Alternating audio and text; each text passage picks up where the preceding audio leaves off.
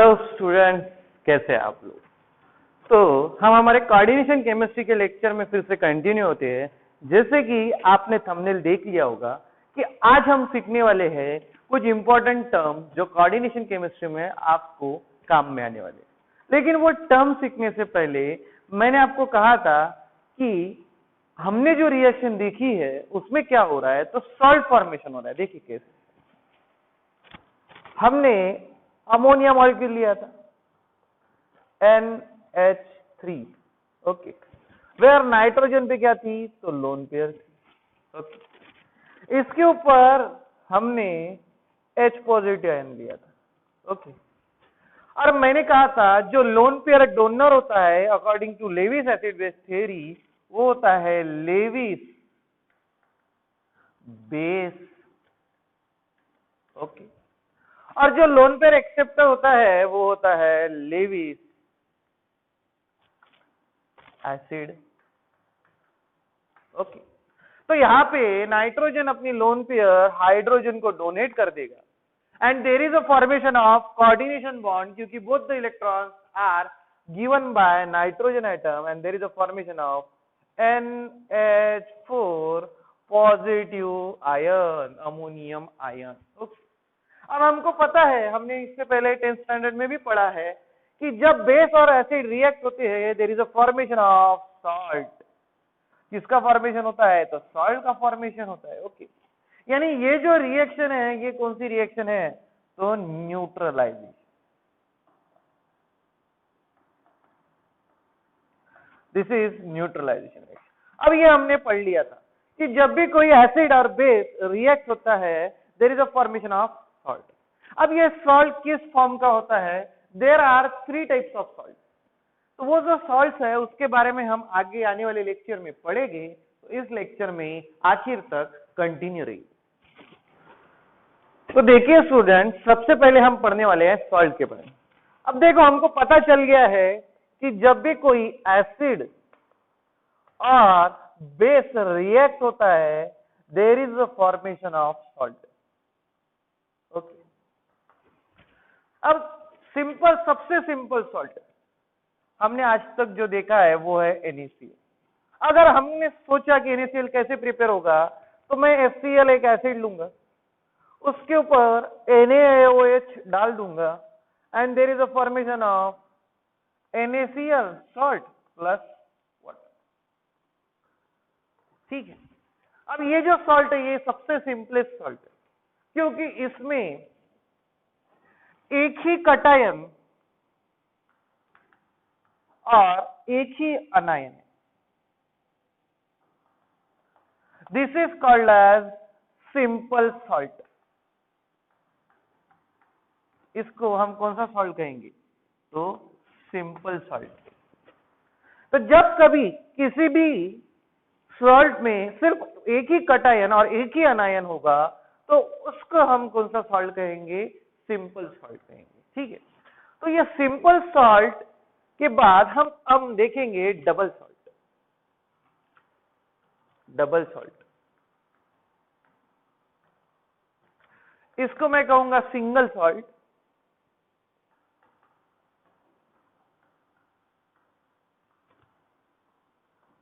अब मैं आपको बताता हूं डबल सॉल्ट के बारे में। अब देखो नाम से पता चल रहा है, नाम से, कि जब कभी दो सॉल्ट ऐड होंगे, देखिए दो सॉल्ट ऐड होंगे, दो कौन से सॉल्ट, तो सिंगल सॉल्ट, सिंपल सॉल्ट, जो सिंगल और सिंपल सॉल्ट बोलते हैं हम उसको। दो सिंपल और या फिर सिंगल सॉल्ट जब ऐड होंगे then there is a formation of double salt, then there is a formation of double salt. अब डबल सॉल्ट का सबसे करीबी एग्जांपल है एलम। एलम का मॉलिक्यूलर फॉर्मूला सबको पता है, देखिए, और सगळ्यात सिंपल एग्जांपल एलम और potassium, okay, double salt. Potassium या दोन सॉल्ट पासून बनलेला आहे। पहिला सॉल्ट आहे पोटॅशियम सल्फेट आणि ॲल्युमिनियम सल्फेट Al2SO4/3 24H2. यालाच आपण काय म्हणतो, तुरटी. आपली जी तुरटी असते, it is example of double salt. आता ऍक्च्युली हे दोन सॉल्ट कसे तयार होतात पहा. पहिले K2SO4 तयार करून दाखवतो पहा. KOH पहा, KOH हा एक बेस आहे. Okay, base plus acid H2SO4, acid hydroxide group जो प्रोव्हाइड करते तो असते बेस, H पॉझिटिव्ह जो प्रोव्हाइड करते तो असते acid. Base plus acid react with each other to form salt and water. इथं सॉल्ट जो फॉर्म होते तो होते K2SO4 प्लस H2. आता हे जे बॅलन्सिंग आहे वगैरे वो हे सगळं ते तुम्ही पाहून घेऊ शकता. ओके, बॅलन्सिंग वगैरे तुम्ही पाहून घ्या. आता बघ त्यानंतर नेक्स्ट काय दिलेलं आहे Al2SO4/3 पहा. आता ऍल्युमिनियम AlOH/3 हायड्रॉक्साइड पहा. हायड्रॉक्साइड जो OH ग्रुप प्रोव्हाइड करते तो काय असते, तर बेस ऍसिड H2SO4. ओके, आणि आपल्याला माहित आहे acid and base react to form salt and water. There is a formation of Al2SO4/3 plus H2. पाहता इथं काय लक्षात ठेवायचं की जेव्हा कधी आपण बेस आणि ऍसिड रिएक्ट करतो देर is a formation of salt and water. आणि याच्यात जे आहे ते मी आता बॅलन्स नाही केलेलं आहे. बॅलन्स तुम्ही पाहून घ्यायचं, बॅलन्सिंग कसं करायचं. मी फक्त तुम्हाला सॉल्ट फॉर्मेशन शिकवेल पहा. आता हा एक सॉल्ट आहे जो ऍसिड आणि बेस पासून रिएक्ट फॉर्म झाला, आणि दुसरा एक सॉल्ट आहे हा एक फॉर्म झाला. जेव्हा आपण या दोन्ही सॉल्टची ऍडिशन जेव्हा करतो देर is a formation of K2SO4 Al2SO4/3 plus जे काही आहे XH2. ओके, जे H2 होईल. आता बॅलन्स केल्यानंतर करेक्ट. म्हणजे पहा मी काय करू तर दोन सॉल्ट पासून जेव्हा मी दोन सॉल्टला ऍड करून एक नवीन सॉल्ट तयार करू राहिलो, त्या सॉल्टला कोणता सॉल्ट म्हणून राहिलो तर डबल सॉल्ट म्हणून राहिलो. आणि सगळ्यात सिंपल एक्झाम्पल मी तुम्हाला सांगितलं कोणता आहे तर पोटॅश ऍलम. तर पहा पहिले सगळ्यात सिंपल कन्सेप्ट लक्षात घेऊन घ्या. सॉल्ट म्हणजे जे एकच कटायर आणि एकच काय असते, अनायन असते. त्याला आपण सिंपल सॉल्ट किंवा सिंगल सॉल्ट म्हणतो. त्याच्यानंतर जेव्हा तुम्ही दोन सिंगल सॉल्ट पासून कंबाईन करून एक नवीन सॉल्ट तयार करता तेव्हा त्याला कोणता सॉल्ट म्हटलं जात असते तर डबल सॉल्ट म्हटलं जात असते. ओके, आता पहा आता coordinate compound is also salt. मग डबल सॉल्ट आणि कोऑर्डिनेट कंपाऊंड मध्ये काय डिफरन्स असते तो आता आपल्याला पाहायचा आहे. तर सगळ्यात पहिले हे नोट डाऊन करून घ्या की what is the difference between single salt and double salt. मग आपण difference for double salt and coordinate salt किंवा कोऑर्डिनेट कंपाऊंड पाहता student. Double salt and coordinate compound दोन्ही सॉल्ट आहे. पण दोन्ही याच्यात काय डिफरन्स आहे. सगळ्यात पहिलं डबल सॉल्ट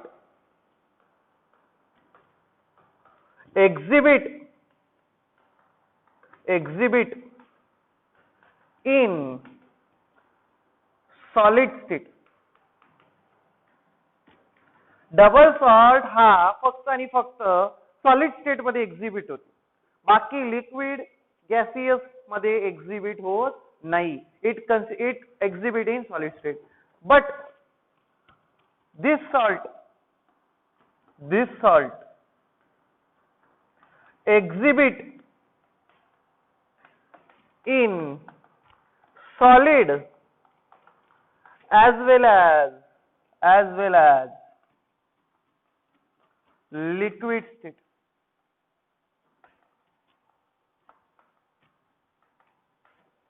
हा जो सॉल्ट आहे हा सॉलिड ऍज वेल एज कशात एक्झिबिट होते तर लिक्विड मध्ये एक्झिबिट होते. ओके, सेकंड डिफरन्स पहा दोन्ही स्टेट मध्ये पहा.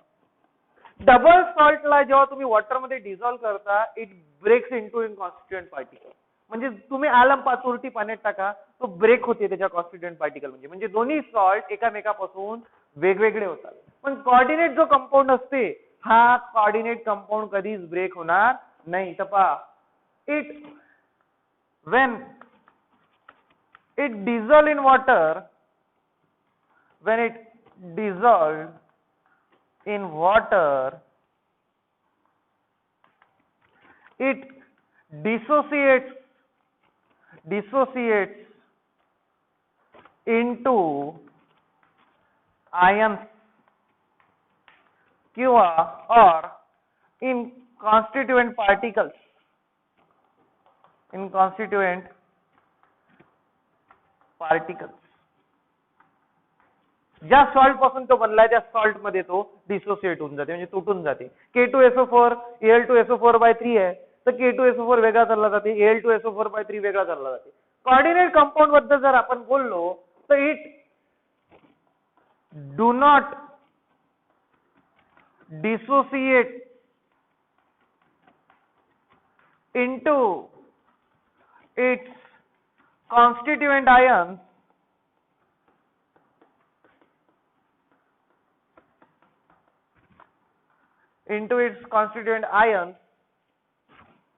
when dissolved in water. Dissolved in water. This is the second difference part. Double salt solid state मध्ये असते. कोऑर्डिनेट कंपाऊंड जो सॉल्ट असते तो सॉलिड ॲज वेल एज कोणत्या स्टेट मध्ये असते, लिक्विड स्टेट मध्ये. हा डिसोसिएट होते त्याच्या कॉन्स्टिट्यूएंट पार्टिकल मध्ये किंवा कॉन्स्टिट्यूएंट आयन्स मध्ये. हा वॉटर मध्ये डिझॉल्व केल्यानंतर डिसोसिएट होत नाही. आणि तिसरी आणि सगळ्यात जास्त इम्पॉर्टंट प्रॉपर्टी किंवा important difference between double salt and coordinate compound जो मॅक्झिमम टाइम तुम्हाला कॉम्पिटिटिव्ह एक्झाम साठी इनडायरेक्टली विचारला जाते तो आहे it consists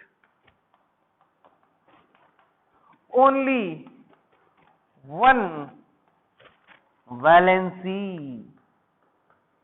याला फक्त एकच व्हॅलेन्सी असते. आणि थर्ड जो याच्यात कोऑर्डिनेट कंपाऊंड मध्ये it consist of primary as well as secondary valency. आता तुमच्या समोर सगळ्यात पहिला प्रश्न पडला असेल की बा प्रायमरी व्हॅलेन्सीचा कन्सेप्ट काय आणि सेकंडरी व्हॅलेन्सीचा कन्सेप्ट काय. तर प्रायमरी आणि सेकंडरी व्हॅलेन्सीचा कन्सेप्ट आपल्या येणाऱ्या पुढच्या लेक्चर मध्ये मी तुम्हाला शिकवणारच आहे. पण इथं तुम्हाला बेसिकली हे समजलं पाहिजे की what is the difference between double salt and coordinate compound, जेव्हा की दोन्ही काय आहे तर सॉल्टच आहे. तर हा जो डिफरन्स आहे या डिफरन्स वर डायरेक्टली क्वेश्चन कधीच नाही विचारत, इनडायरेक्टली क्वेश्चन विचारतात. आता वॉटर मध्ये डिझॉल्व्ह करून राहिले म्हणून या चॅप्टर वर जेव्हा क्वेश्चन येते की नाही तर हा चॅप्टर काय करतात, हा कोऑर्डिनेशन कंपाऊंडचं चॅप्टर ते सोल्युशन आणि कोलिगेटिव्ह प्रॉपर्टी मध्ये घेऊन जातात आणि वेंट ऑफ फॅक्टर मिक्स करून याच्यात क्वेश्चन विचारले जाते. आता बरेच लोकांना प्रश्न पडला असेल की सर हे तुम्ही मोठे मोठे शब्द काय बनवले. हे जे काही आहे हे जसं जसं तुमचं चॅप्टर समोर होत जाईल तसं तसं तुम्हाला ह्या गोष्टी क्लिअर होत जाईल. तुम्ही फक्त काय करा, डबल सॉल्ट आणि कोऑर्डिनेट कंपाऊंड मधला डिफरन्स लक्षात घेऊन घ्या आणि व्हॉट इज प्रायमरी व्हॅलेन्सी आणि सेकंडरी व्हॅलेन्सी हे काय गोष्टी असतात हे आपण येणाऱ्या आपल्या लेक्चर मध्ये पाहू. सगळ्यात पहिले हे काय करा तर नोट डाऊन करा. Student, some important terms in coordination chemistry. सगळ्यात पहिले आता कोऑर्डिनेट कंपाऊंड म्हणजे असा कंपाऊंड रे ज्याच्यात काय असते तर कोऑर्डिनेट बॉन्ड असते.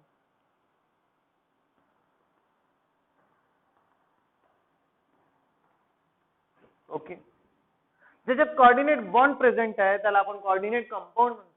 आणि ज्या केमिस्ट्रीमध्ये आपण कोऑर्डिनेट कंपाऊंडचा स्टडी करतो त्याला कोणती केमिस्ट्री म्हटल्या जाते तर कोऑर्डिनेशन केमिस्ट्री म्हटल्या जाते. पहा आता काय आहे यामध्ये, जर तुम्ही याचा कोऑर्डिनेट बॉन्ड फॉर्मेशनची मेथड जर पाहिली तर आपल्याला काय माहित आहे, तर आपला एक्झाम्पल आठवा NH3. Okay, NH3 plus H positive gives you NH4 positive. Okay, नायट्रोजननी आपली लोन पेअर कोणाला दिली तर हायड्रोजनला दिली आणि नायट्रोजननी आपली लोन पेअर हायड्रोजनला दिली. There is a formation of coordinate bond. तर आपल्याला माहित आहे this is Lewis base and this is Lewis acid. आता नेहमी एक गोष्ट लक्षात ठेवा, in coordination chemistry Lewis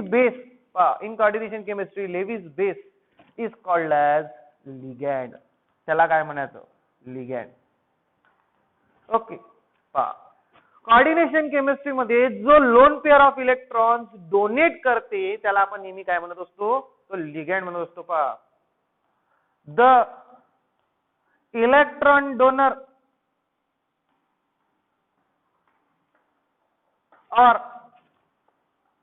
the species which have pair of electrons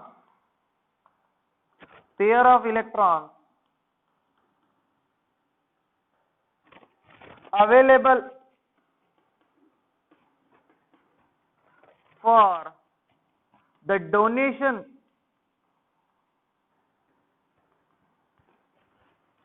and to form coordinate bond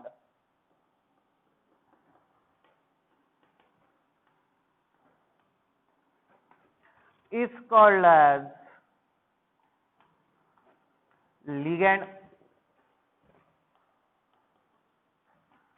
ज्याच्याजवळ lone pair of electron available आहे डोनेशन साठी अशा स्पीसीसला किंवा जो स्पीसीस इलेक्ट्रॉन डोनेट करते एखाद्या लेविस ऍसिडला आणि कोऑर्डिनेट बॉन्ड फॉर्म करते बघा कुठला बॉन्ड कोऑर्डिनेट बॉन्ड अशा कंपाऊंड अशा स्पीसीसला आपण काय म्हणत असतो तर लिगँड म्हणत असतो. आता पहा ligand may be positive ligand may be negative and neutral. का लिगँड काय असू शकते निगेटिव्ह असू शकते आणि न्यूट्रल असू शकते. पहा OH negative this is a ligand. Okay याच्याजवळ पहा निगेटिव्ह चार्ज म्हणजे इलेक्ट्रॉन याच्याजवळ पेअर ऑफ इलेक्ट्रॉन्स अवेलेबल आहे कशासाठी तर डोनेशन साठी. हा झाला तुमचा कुठला लिगँड तर negative ligand. This is negative ligand. Okay दुसरा पहा NH3 आपला अमोनिया मॉलिक्यूल नायट्रोजन हा न्यूट्रल आहे याच्यावर कुठल्याच प्रकारचा चार्ज नाही म्हणजे हा कोणता लिगँड झाला तर न्यूट्रल लिगँड. तर पहा अशी कुठली स्पेसिस न्यूट्रल किंवा निगेटिव्ह ज्याच्यावर इलेक्ट्रॉन्स आहेत डोनेशन साठी अवेलेबल कोणाला तर लेविस ऍसिडला to form which bond coordinate bond त्याला आपण काय म्हणत असतो तो लिगँड म्हणत असतो. काय म्हणत असतो तो लिगँड म्हणत असतो. ओके तर हे लिगँड बद्दल लिहून घ्या नंतर आपण समोर जाऊ. पाहत असतो नायट्रोजन इलेक्ट्रॉन डोनेट करू राहिला म्हणून तो आहे Lewis base. Okay hydrogen electron accept करू राहिला म्हणून तो आहे लेविस ऍसिड. आता पहा इथे जसं कोऑर्डिनेशन केमिस्ट्री मध्ये लेविस बेसला जर लिगँड म्हणते तर लेविस ऍसिड जो इलेक्ट्रॉन एक्सेप्ट करून राहिला कोणा जोडून तर लेविस बेस जोडून त्याला म्हटल्या जाते central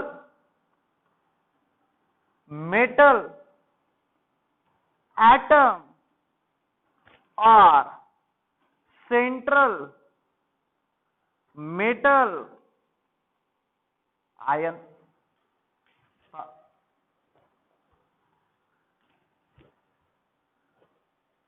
Lewis acid in coordination chemistry is called as central metal atom or central metal ion and it is represented by CMI. त्याला आपण काय म्हणतो असतो तर CMI. ओके आता पहा याला मला डिफाइन करायचं आहे तर पहा the electron deficient species electron deficient species का बरं त्याच्याजवळ इलेक्ट्रॉन नाही आहे तो इलेक्ट्रॉन कोणाजवळून घेते अमोनिया जवळून. The electron deficient species which have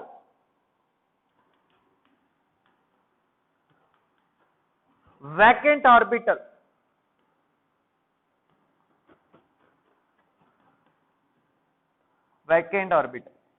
आता वॅकंट ऑर्बिटल याच्यासाठी रे की कोणीतरी जर इलेक्ट्रॉन देत असेल तर कोणी इलेक्ट्रॉन घेणाऱ्या जवळ काहीतरी अवेलेबल असलं पाहिजे. आता फॉर सिंपल एक्झाम्पल तुम्हाला एखाद्या भिकाऱ्याला भीक द्यायची तर त्याच्याजवळ कटोरा असणं गरजेचं आहे.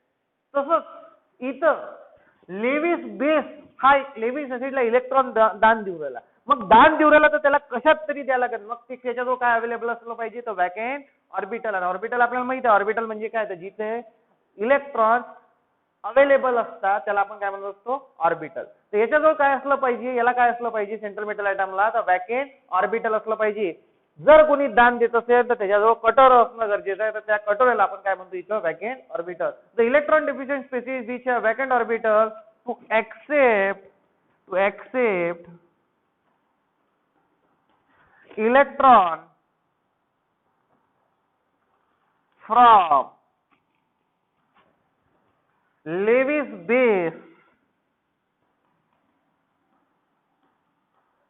or ligand is called as central metal atom or central metal ion. Okay, आलं बघ. लेविस बेस झाला तुमचा लिगॅंड, लेविस ऍसिड झाला तुमचा सेंट्रल मेटल आयन. आता इथं कोऑर्डिनेट कंपाऊंडची नवीन डेफिनेशन होते. आतापर्यंत आपण काय म्हणत होतो की ज्याच्यात कोऑर्डिनेट बॉन्ड असते तो कोऑर्डिनेट कंपाऊंड असते. पण मी आता एक नवीन डेफिनेशन करून आलो पहा तुमच्या समोर ठेवतो. The compound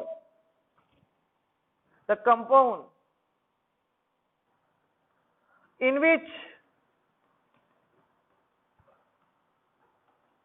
ligand donates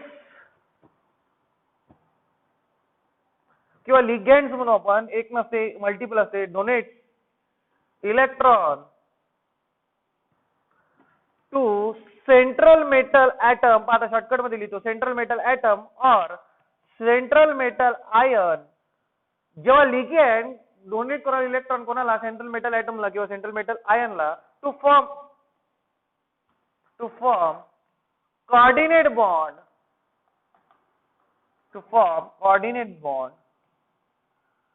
such compound is called as coordinate compound.